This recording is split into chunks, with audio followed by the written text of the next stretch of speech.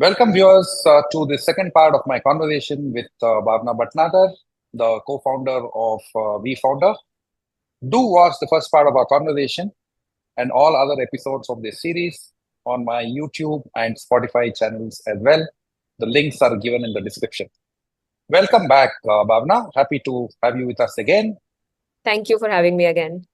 So, Bhavna, after ByteDance, you turned freelance consultant, first in New York and then in Mumbai.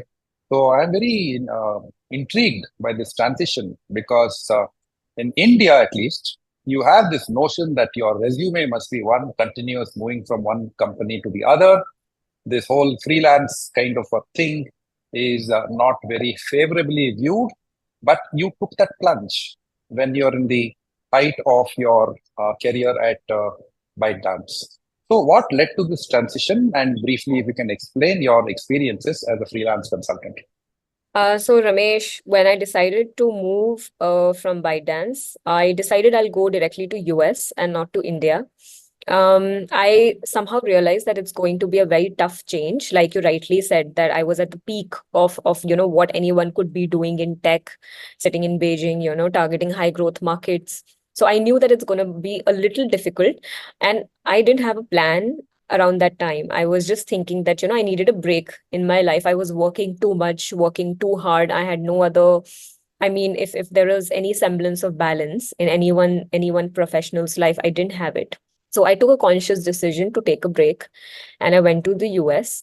However, what was happening was even during my job in ByteDance, I used to keep getting a lot of invites and requests from founders all across the globe to help them out, to either connect them to some relevant people or to just give them an hour of my time, 2 hours, 3 hours, etc., to guide them, counsel them. And at least for 1 month, I didn't really think of anything. I didn't think I would get into consulting or anything. But after a month, I thought that, maybe I could just give some time and help out founders. And I started doing that. And there were people who told me upfront that, Bhavna, you help us with this, or you come to our company in this capacity and we're ready to pay you and all of that. And I thought, okay, I could probably do that while I'm still figuring out what should be my next big plunge. And that's how I entered the world of consulting. And I was in US at that point of time, so I would meet founders there. I was working with them there. I was working with founders in Russia also. I was working with founders in Nepal, Bhutan, India. I think that it sort of went organically. Yeah, so I thought, so the way you described it, it was a fairly natural flow. Yeah. And from New York, you came to India. Yeah. And then, very interestingly, you moved into V Founder Circle as a co founder. So, very interesting. How did this happen? What was going on in your mind? What adjustments did you have to make to succeed in this new venture of yours? To the question, how did this begin? From US, I came to India around Jan 2020. And at that point of time, I was just in India to meet my friends and family for some time. My plan was to go back to US. However, as fate would have it, I planned to go back in March, and March was when the lockdown was imposed. Because of that, I sort of stayed back and I had to again rethink. So I think what triggered a lot of my moves in India were, I think, pandemic, the lockdown situation, the uncertainty of the entire scenario globally that was playing out. In India, again, like you very rightly mentioned, that consultants are not paid well. I tried consulting here with a couple of companies and I realized that culture is not conducive to actually making a big business out of just consulting. So I reached out to my network and I told them I'm available and I'm in India. I don't have any plans of going back for now till the lockdown is there. So if there's anything interesting that comes your way, you can forward it to me. And that's how around July 2020, one of my partners, now partners, Neeraj, he knew me since Beijing. He shared a deck of a community that he was just thinking about of building of active investors.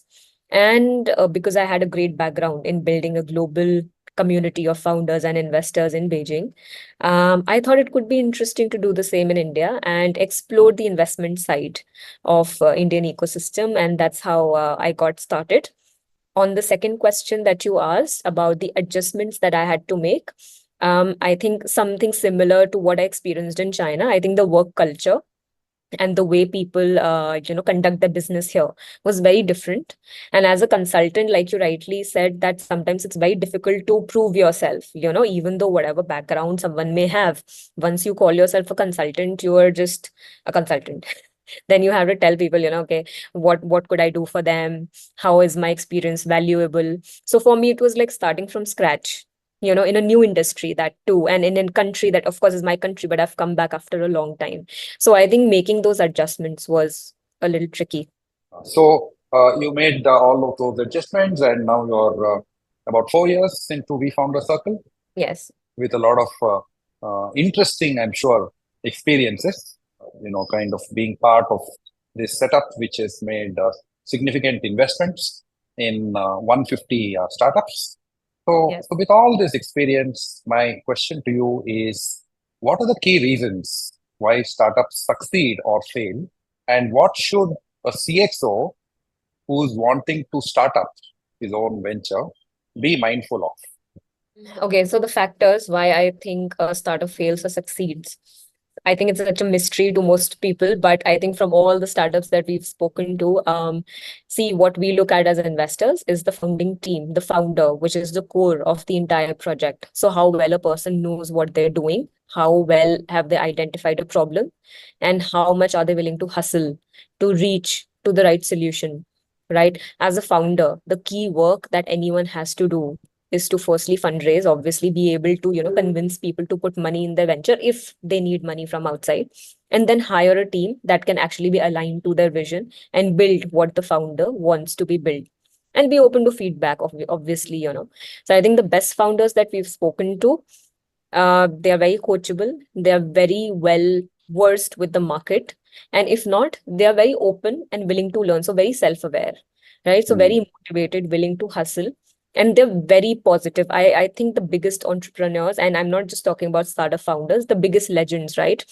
I think that toughness, that positivity in their mind is what drives mm, them and sustains them. Because as right. you and I know, that entrepreneurship is a tough journey, and you need to Mm, be supremely tough. And any founder, on the opposite hand, like, they would fail when they don't have the depth to work in a market. They are not able to convince people about what they're building, or they just give up.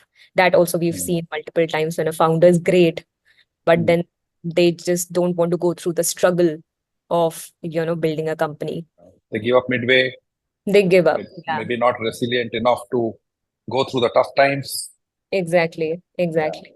And I think on your second questions, what a CXO needs to do, I think all Mm, the all the things that I mentioned on what makes a successful founder.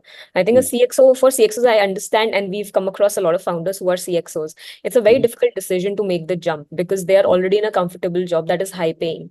So mm, be aware what is motivating you to take mm. that very high risk jump into the world of startups. Leverage your network, because I think that is great about CXOs. They've worked enough, they have proven themselves. So there are a lot of people who are behind them. Leverage your network like anything, either for funding or for business strategy or hiring. These are the things that any new founder would struggle with, and they should really leverage that in order to succeed. And if they're able to anticipate some of the problems that startups face, and if they're prepared for it, I think that would be a great advantage on their side. Very well said, Bhavna. Bhavna, thanks so much for so generously sharing from your experiences and your own learnings and the Thank you, lessons they Ramesh. hold for CXOs. I wish you the very best for your future journey. Viewers, this is the end of my conversation with Bhavna Bhatnagar, co-founder of We Founder Circle. And I'm sure you'd have enjoyed this conversation for all the variety. Bhavna, you're also the first lady on my show. Oh, wow. So that itself is a lot of variety for my viewers. That's a great Uh, honor. Thank you so much. so, dear viewers, do join us in a few days for my next dialogue with another top leader. Thank you. Thank you. Thank you for having me. If you like this video, do like, share, and subscribe to my channel to help me reach out to the right audience. Thank you.